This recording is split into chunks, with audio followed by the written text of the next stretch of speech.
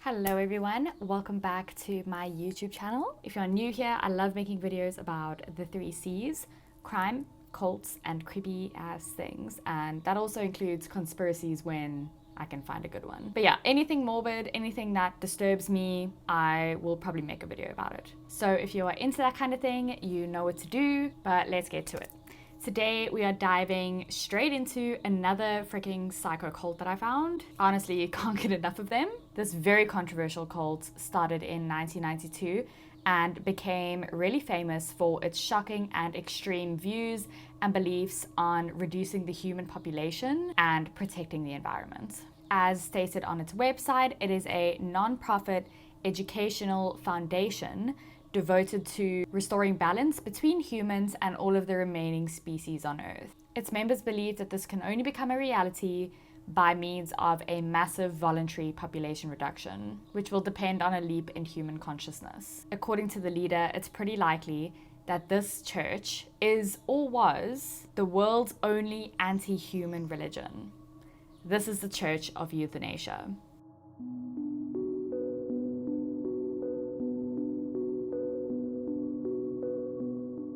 So, the Church of Euthanasia is an anti-natalist group, which means it believes in reducing the human population. Its protests are inspired by a very old art movement called Dadaism, and this art movement was known to be very nonsensical and very against capitalism. Its characteristics include a lot of satire, humor, and an overall very whimsical feel. Artists of the Dada movement created conceptual art that emphasized the absurd and rejected the conventional. This church is one of several groups who all had similar goals. For example, the Right to Die movement that started in the 1980s, and the Hemlock Society, which later became Compassion and Choices. Another group called the Voluntary Human Extinction Movement was founded in 1991 and suggests that the best way to move forward is via human population control. Voluntarily, that is. A more extreme group with similar values is the Gaia Liberation Front, and they even spoke about using engineered viruses to wipe out humans. Corda, the leader of the Church of Euthanasia, was born as Christopher Corda in 1962. They were born in New York City and came from a very notable family. Their father, Michael Corda, is a very famous novelist and playwright. Growing up, Chris showed a very early interest in politics and social issues. At the age of 10, Corda had already decided to become a vegetarian out of concern for global warming issues, which was a topic that wasn't really widely discussed at the time. This concern for the environment would later become a key part of the Church of Euthanasia's mission. One of the things that made Chris Corda stand out was their approach to gender. Corda doesn't fit into traditional gender roles and has an ambiguous gender identity.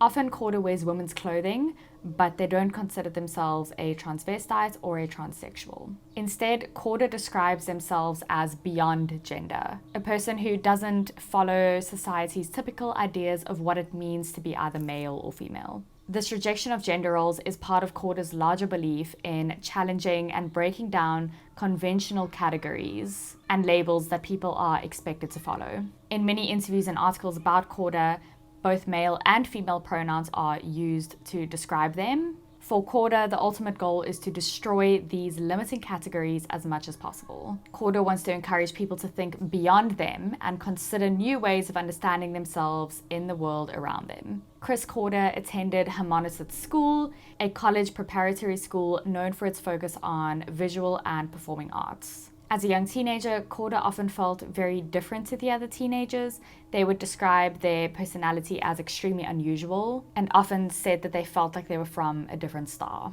They struggled with fitting into the typical expectations of society and resisted any attempts to make them conform. During this time, Corda even ran away from home, feeling like they couldn't function the same as everybody else. In 1991, Corda began cross-dressing, which they now see as a way to find balance within themselves, especially between their male and female sides. Corda believes that this was an important step in understanding their identity. During this period, Corda made a living as a female impersonator and used their musical talents to support themselves while living in Cape Cod. After this, Corda went on to have a very successful career as a computer software developer and music software developer. Alongside this, Corda also became a very active techno musician, merging their passion for music with their professional life. In addition to these pursuits, Corda is a dedicated political activist, linking all of their political beliefs with their religious organization. Through their activism, Corda has worked to blend their views on gender, society, and the environment into one cohesive message. Chris Corda believes that dealing with their gender identity was very freeing. They said that it wasn't until they realized they had gender dysphoria or gender discomfort that they started making real progress in their life. Finding this personal balance helped Corda focus on bigger issues. They felt that once they had found peace within themselves, they could better understand the larger problems around them and try to actually do something about it. However, Corda didn't see transitioning fully as a solution. They viewed it as a Western, patriarchal, and invasive approach to a problem that couldn't be solved that way. Instead, Corda's goal was to gender bend and live between male and female roles at all times. At the age of 30, Corda had a spiritual experience that led to the creation of the Church of Euthanasia. Apparently in a dream, Corda met an alien intelligence called the Being, and then this being spoke for life on Earth from other dimensions and warned Corda that Earth's ecosystem was busy collapsing. But all of our leaders were lying about it and they weren't telling any of us. The being questioned why these people were believing these lies. Then Corda woke up from the dream repeating the church's famous slogan, which is "Save the planet." I'm going to put it on the screen, but I'm not going to say it. Off yourself. Chris Corda actually later turned their encounter with the being into a song that was released on April 29th of 1994. The song ends with the lyrics, "Why do your leaders lie to you? Why do so many of you believe these lies? Explain your strange customs. Why believe these lies?" And then back to the slogan that I just mentioned, "Save the planet, not yourself." The Church of Euthanasia was most active from the 1990s to the early 2000s. Its campaigns mostly focused on environmentalism, abortion rights, and animal rights. They organized protests, made a lot of music, and ran an online magazine called Snuff It. However, after 2000, the church activity began to slow down. One possible reason for this was legal trouble. In 2003, a woman from Missouri reportedly used suicide instructions that she found on the Church of Euthanasia's website. The St. Louis Circuit Attorney threatened to charge the church with voluntary manslaughter and assisting suicide, and then the website was temporarily taken down. When asked about the legal action, Corda didn't provide a clear answer, saying they wouldn't comment on it even if it had happened. Another reason for the church's decline is the very unsurprising backlash that they faced. Corda mentioned that during a protest in Boston in 2000, the last public demonstration by the group, organizers cut the group's sound system and attacked them. Corda said, "What we were doing was extremely dangerous. I got tired of the hate and the death threats, but I also got tired of nearly being beaten to death." After this, the church lost its tax-exempt status and no more funding was reported. Still, Corda insisted they would continue doing their work, stating the only reason they hadn't killed themselves yet, and not saying that they wouldn't, is because they had hoped that by continuing the work that they were doing, they could make a difference. They believed that their church could be the one thing to make the difference. As of now, the publication of their online magazine, Snuff It, has stopped, and the church activity seemed to have ended, though some of the members are still currently running blogs. Corda has stayed out of the spotlight completely, only mentioned in a recent article as an activist, software developer, and techno musician. A filmmaker called Steve Onderich is busy working on a documentary called Save the Planet, Off Yourself, which was funded through Kickstarter, but the film has yet to be released. I just want to speak a little bit about the doctrines and beliefs that the Church of Euthanasia had. The Church of Euthanasia had one main rule: "Thou shalt not procreate," which obviously means that members are not allowed to have children. The church believed that the growing global environment issues were caused primarily by there being way too many people on Earth. They see humans as a threat to the environment because of their impact on climate change, loss of biodiversity, and water supplies. The church argues that human activity leads to pollution and destruction of ecosystems, making the planet less hospitable for all living things. Instead of promoting ways for people to live more sustainably, the church teaches that the best solution is to reduce the human population voluntarily. They even even believe that things such as wars or epidemics don't really help with population control at all. In fact, they believe that wars can actually lead to more people being born as countries rebuild and families start to grow again. The church thinks that mandatory ways to reduce the population, like forced sterilization, are not right because they oppose taking lives. Instead, they focus on encouraging people to make the conscious choice to just not have children at all. Corda emphasizes that humans are making the choice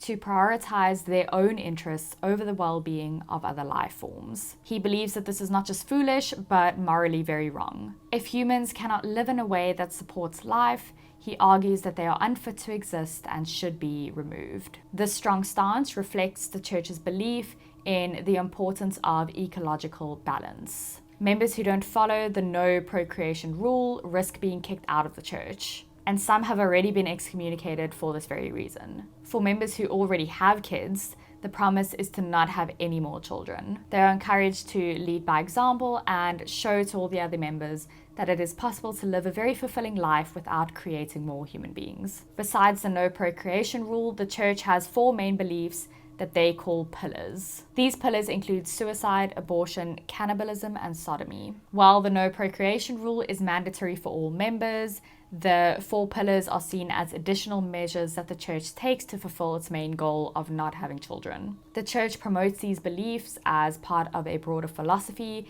that challenges societal norms and encourages radical thoughts about life and existence. The Church of Euthanasia has a key idea related to suicide, often expressed through their slogan, which I mentioned earlier, "Save the planet of yourself." This message has been promoted through adverts, protests, and detailed instructions available on their website. Corda has shared different interpretations of this idea over time. He once explained that the slogan suggests that if someone feels the need to take a life, they should choose to end their own life rather than harm the planet or any of the other living beings. He stressed that the message isn't at all about telling people to commit suicide, but rather encouraging them to prioritize the well-being of Earth over their own existence if they feel that strong compulsion. Additionally, Corda has also suggested that offing yourself can mean to let go of your current identity and transform into something new. This perspective encourages self-reflection and personal growth rather than just focusing on the act itself. Regarding abortion, the church does not view it as a favorable option or as a method of birth control. While they support a person's right to having an abortion, they definitely do not encourage people to seek it out. Their primary mission is to prevent procreation, which obviously creates quite a challenging situation for members who do end up falling pregnant. In this context, if a member of the church finds themselves pregnant, they face a stark decision. They must choose between having an abortion or facing excommunication from the church. This also means that any member who causes a pregnancy or allows themselves to become pregnant must also face a very tough decision, either undergo an abortion or risk being expelled from the church. This situation emphasizes the seriousness of the church's teachings and the commitment that they expect from the members. The next pillar, sodomy, according to the church, is defined broadly to include any sexual activity that does not lead to having children. This means that activities such as masturbation and protected intercourse are completely acceptable. In fact, the church actively encourages its members to partake in these activities in a consensual way, of course, but as long as it doesn't lead to any children, there's no issues. The 4th pillar of the church, which is cannibalism, actually served as a way to set clear boundaries for members. The church promotes a very strict vegetarian or vegan diet, believing that all living beings deserve equal value and respect. They argue that eating meat is not only morally wrong, but also harmful to both the economy and the environment. Cannibalism is not something that the church actively encourages. It's rather presented as a hypothetical choice, much like the difficult decision between having an abortion or being excommunicated from the church. Cannibalism would only be considered if a member chooses to ignore the church's dietary guidelines and does not follow a vegan or vegetarian lifestyle. In reality, there have been no reported cases of any of the church members actually consuming human flesh, indicating that the concept of cannibalism serves more as a provocative statement than a genuine practice that they all partake in. Overall, the church just emphasizes the importance of its members making choices that align with all of its values and principles. Now we're just going to speak a little bit about the rituals and practices that the Church of Euthanasia used to partake in. Although it's called the Church of Euthanasia, it's not really like a typical church, and it doesn't follow any traditional religious practices. In fact, there's only been one recorded church service in the history of the whole church. This service took place in October of 1995 in a member's basement, which was turned into a small chapel. It also featured a picture of Dr. Jack Kevorkian, who is seen by the church as a saint. If you don't know of Dr. Jack Kevorkian, he is an American pathologist and a euthanasia proponent. He publicly championed a terminal patient's right to die by a physician-assisted suicide. So it makes sense why they viewed him as a saint. The Church of Euthanasia focused a lot on protest activities that reflected its core beliefs. They focused a lot on the protests being shocking and very offensive, often to draw attention to their church. Like I said earlier, they love to follow the Dada tradition, which rejects logic and embraces nonsense. And often it took the form of performance art or street theatre. A good example of this is one of the protests that happened in 1993. The Church of Euthanasia hung a huge banner over an existing billboard on the Massachusetts Turnpike with the motto, "Save the planet or yourself." In 1995, the church launched a program to promote suicide by placing a suicide assistance hotline number on a billboard with the message, "Helping you every step of the way, thousands helped, how about you?" Also in 1995, Chris Corda and Lydia Eccles created a political action committee to support Ted Kaczynski, the Unabomber, for president. And that is just wild to me. Corda obviously connected with Kaczynski's belief that society controls people's actions too much, limiting human freedom. But yeah, I suppose we'll just look past all of the other acts of the Unabomber. It just gets worse from here. In 1996, Corda led a group that displayed a large white swastika banner at a primary election in Boston. They also held a pro-abortion rally outside of a fertility clinic and confronted pro-life supporters at an abortion clinic. In 1997, the Church of Euthanasia held a memorial for members of the Heaven's Gate cult. I'm sure you've heard of that one before. They also appeared in a Jerry Springer show in an episode called I Want to Join a Suicide Cult, where they organized blindfolded cannibal taste tests at local food markets. That same year, the Church of Euthanasia attempted to join the city's annual Walk for Life event to stage a fetus barbecue. In 1998, Corda participated in a debate about euthanasia at Trinity College in Dublin, Ireland. In 2000, the church counter-protested at the Bio 2000 Biotechnology Conference in Boston, where 40 members demonstrated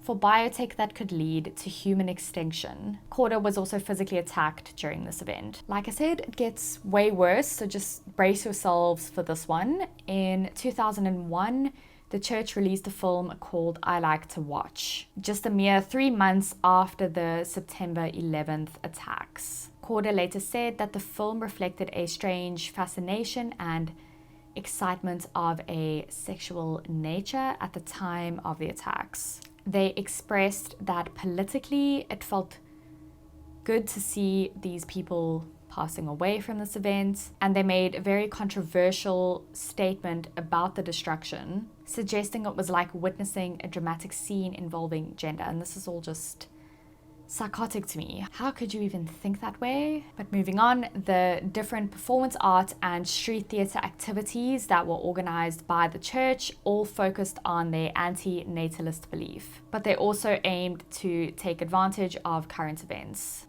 Corda explained that they felt that the church wasn't just one thing, they see themselves as a propaganda group. They also explained that they do whatever they feel works best in the moment, embracing the core idea of situationism and describing themselves as situationists. And this is knowing the right time and place to turn an action that might not mean much into something very powerful because it connects with the bigger force. Sometimes the church found itself competing with other groups that were using similar tactics, but they were confident in their ability to shock people even more.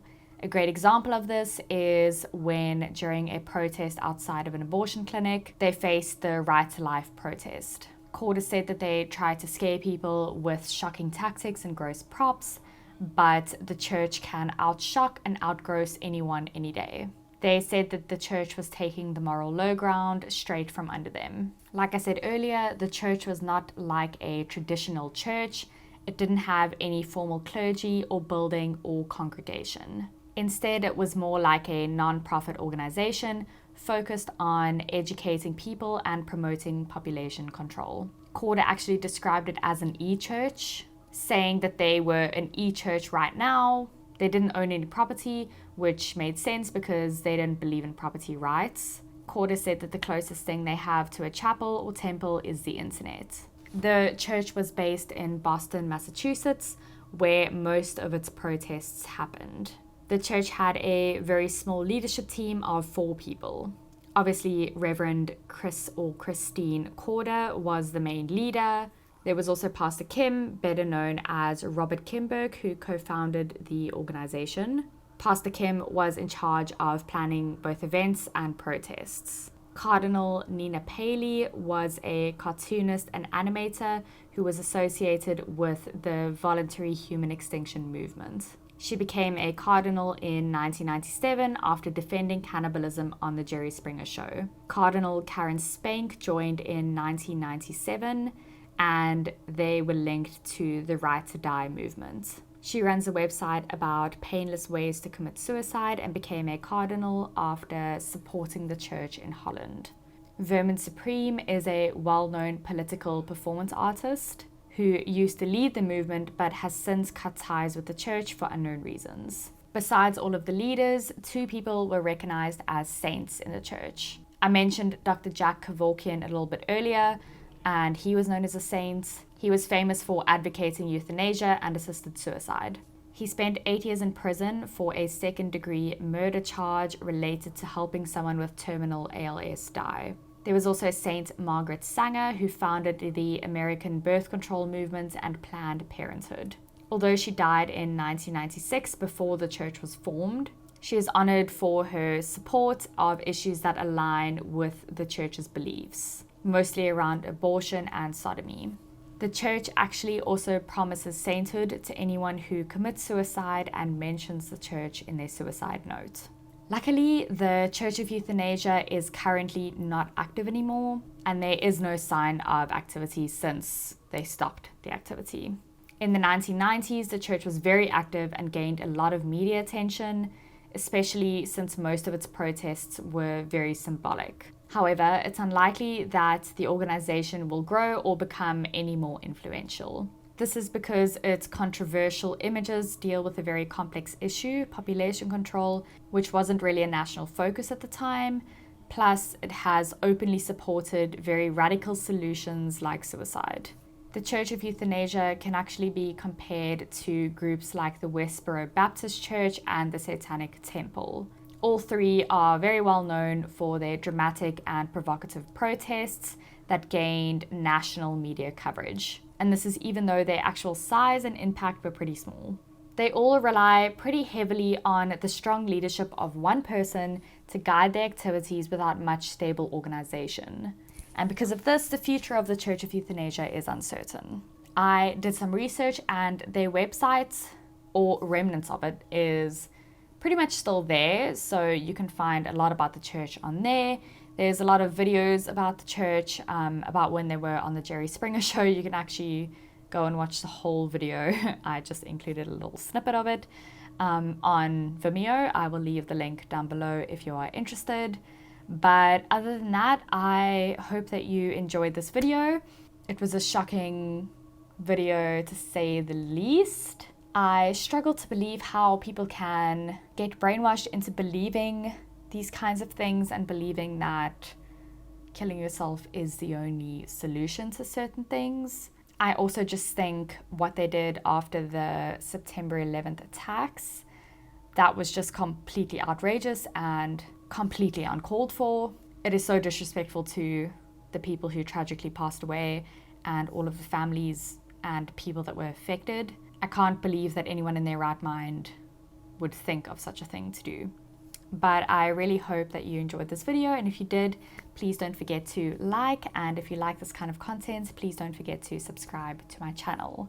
And I will see you next week for some kind of cult, some kind of conspiracy or crime or creepy video.